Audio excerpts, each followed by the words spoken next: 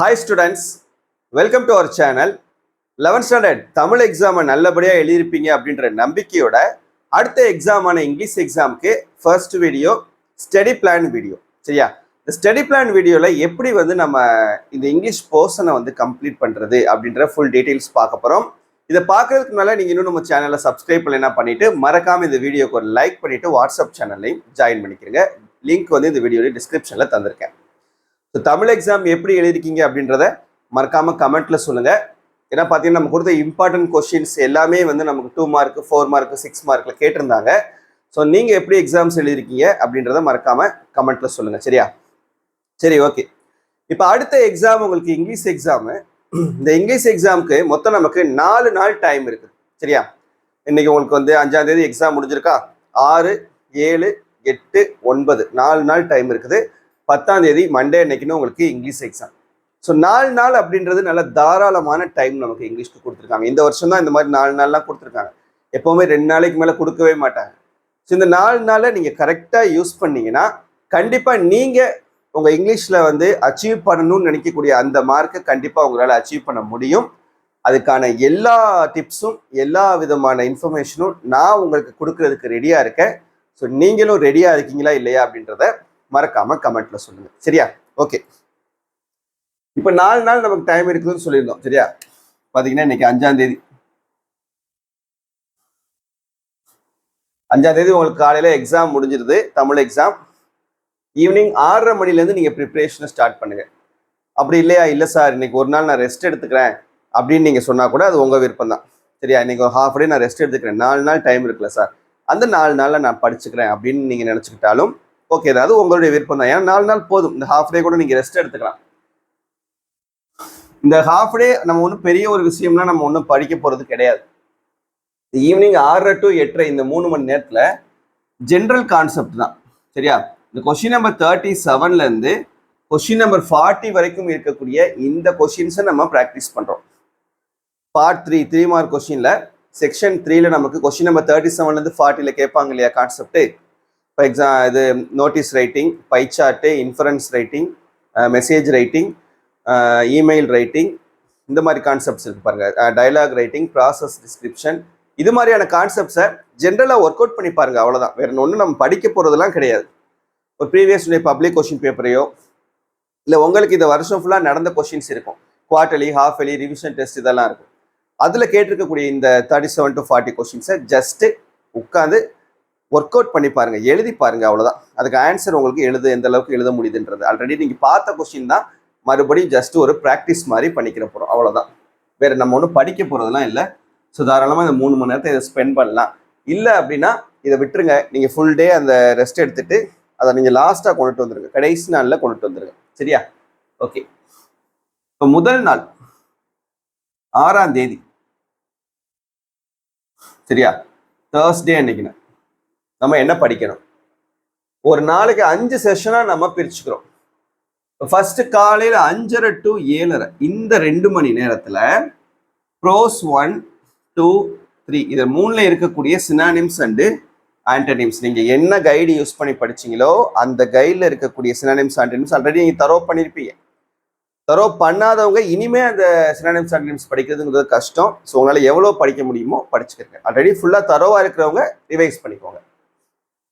அடுத்து ஒரு 1.5 மணி நேரம் பிரேக் விட்டுட்டு 9 மணிலேருந்து 12:30 மணி வரைக்கும் இந்த 3.5 மணி நேரத்துல யூனிட் 1னுடைய பேராகிராஃப்ஸ், ப்ரோஸ் 1, போயம் 1, சப்ளிமெண்டரி 1 இந்த 3 பேராகிராஃபும் தரோ பண்ணி ஜஸ்ட் முடிஞ்சா ஒரு தடவை எழுதி பார்த்துருங்க. ஆல்ரெடி படிச்சிருப்பீங்க. ப்ராக்டிஸ் ஒரு ரிவைஸ் பண்ணிட்டு எழுதி பார்த்துருங்க. அடுத்து ஒரு 1 hour பிரேக், 12 to 1:30 பிரேக் விட்டுட்டு 1:30 மணிலேருந்து 4:30 மணி வரைக்கும் ஆஃப்டர்நூன் டைம்ல கொஸ்டின் நம்பர் 44, 45 இது ரெண்டும் நாம பிராக்டிஸ் பண்றோம். கொஸ்டின் நம்பர் 44 என்ன? Summary or note making. Question number 45 letter writing. General concept தான் இது எல்லாமே. ஜென்ரல் கான்செப்ட் அப்படி ஜஸ்ட் நம்ம என்ன பண்ண போறோம்? நான் ஏற்கனவே சொன்ன மாதிரி quarterly, half yearly question, revision test question, previous public year question, இது மாதிரியான கொஸ்டின்ஸ்ல கேட்டிருக்கக்கூடிய அந்த லெட்டர் ரைட்டிங்கையும் சம்மரியும் ஜஸ்ட் ஒரு ஒர்க் அவுட் பண்ணி பார்க்க போறோம். இது எல்லாமே எப்படி எழுதணும்னு சொல்லி நம்ம வீடியோ போட்டிருக்கோம். அந்த மெத்தட்ல எழுதி ப்ராக்டிஸ் பண்ணிக்கோங்க. அப்புறம் ஒரு 1 hour பிரேக் 4:30 to 5:30 5:30 to 8:30 இந்த டைம்ல 2 மார்க் கிராமரை ப்ராக்டிஸ் பண்ணி பார்த்துக்கிறோம். Voices, speeches, simple, compound, complex, if close. ஏதாவது 2 கான்செப்ட். ஃபார் எக்ஸாம்பிளுக்கு இஃப் க்ளோஸும் சிம்பிள் காம்பவுண்ட் காம்ப்ளெக்ஸும் இந்த நாளில் நீங்கள் வந்து ப்ராக்டிஸ் பண்ணி பார்த்துக்கோங்க. உங்கள் விருப்பம் தான், நான் சஜஸ்ட் பண்ணுறேன், அவ்வளோதான். சரியா? வாய்ஸும்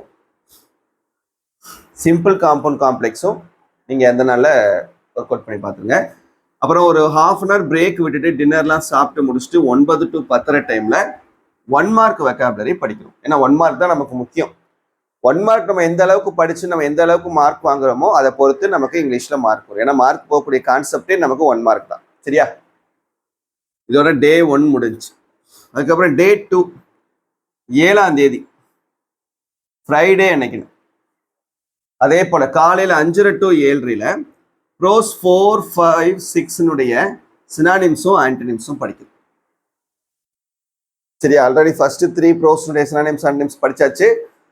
இது அடுத்து 3 ப்ரோஸ்னுடைய சினானிம்ஸ் ஆன்டனிம்ஸ் படிக்கணும். அதுக்கப்புறம் 9 to 10, 12 இந்த 3.5 மணி நேரத்தில் யூனிட் 2னுடைய பேராகிராஃப்ஸ் ஃபுல்லாக படிச்சு முடிச்சோம். சரியா? Second prose, second poem, second supplementary. ஒரு 1 hour பிரேக் விட்டுட்டு 1:30 to 4:30 டைம்ல கொஸ்டின் நம்பர் 46, 47 ப்ராக்டிஸ் பண்ணுறோம்.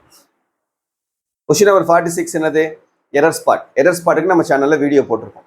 அதுக்கு சாய்ஸாக இன்னொன்று இருக்கும். Modals, homophones, preposition, articles, question tag, finite gerund form, இது மாதிரியான கான்செப்ட்லாம் கேட்பாங்க இல்லையா, டென்சஸ்.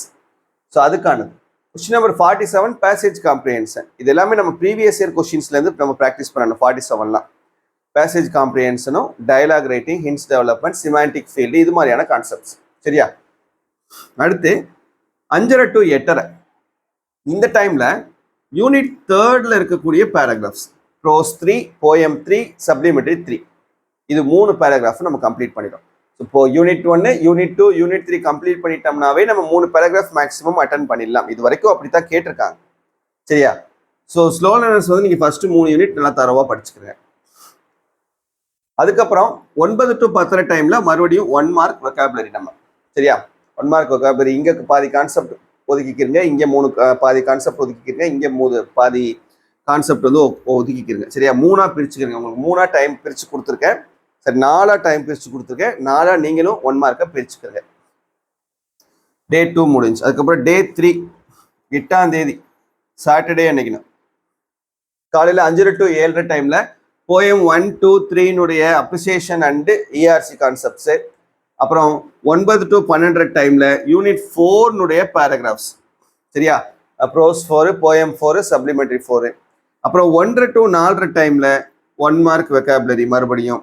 அதுக்கப்புறம் 5:30 to 8:30 டைம்ல 2 மார்க்குடைய கிராமர். ஆல்ரெடி அங்கே நம்ம வாய்ஸும் சிம்பிள் காம்பவுண்ட் காம்ப்ளெக்ஸும் பார்த்தோம். இங்கே நம்ம ஸ்பீச்சும் இஃப் க்ளோஸும் பார்த்துக்கிறோம்.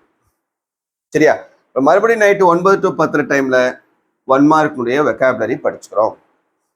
சரியா? இதோட 8ஆம் தேதி முடிஞ்சு. அதுக்கப்புறம் 9ஆம் தேதி சண்டே அன்னைக்குண்ணா காலையில் 5:30 to 7:30 டைம்ல போயம் 4, 5, 6னுடைய அப்ரிசியேஷன் அண்டு இஆர்சி கான்செப்ட்ஸ் படிச்சுக்கிறோம். அப்புறம் 9 to 12 டைம்ல யூனிட் 5 இல்லைன்னா யூனிட் 6 ஏதாவது ஒரு யூனிட் நீங்கள் ஆல்ரெடி எந்த யூனிட் பேராகிராஃப் படிச்சிருக்கீங்களோ அதனுடைய பேராகிராஃப் 3 பேராகிராஃப் தரவு பண்ணியிருக்கேன். இதோட முடிஞ்சு போர்ஷன் எல்லாமே படித்து முடிச்சிருவீங்க. ரிமைனிங் இருக்கக்கூடிய டைம் மதியம் 1:30 to 4:30, 5:30 to 8:30, 9 to 10, மறுநாள் காலையில் எக்ஸாம் அன்னைக்குன்னு. சரியா? 10ஆம் தேதி எக்ஸாம் அன்னைக்குன்னு காலையில் 4 to 7:30 டைமில் மறுபடியும் இந்த ஃபுல் கான்செப்ட்ஸையும் என்ன பண்ணிக்கிறோம்? ரிவைஸ் பண்ணிக்கிறோம். சரியா?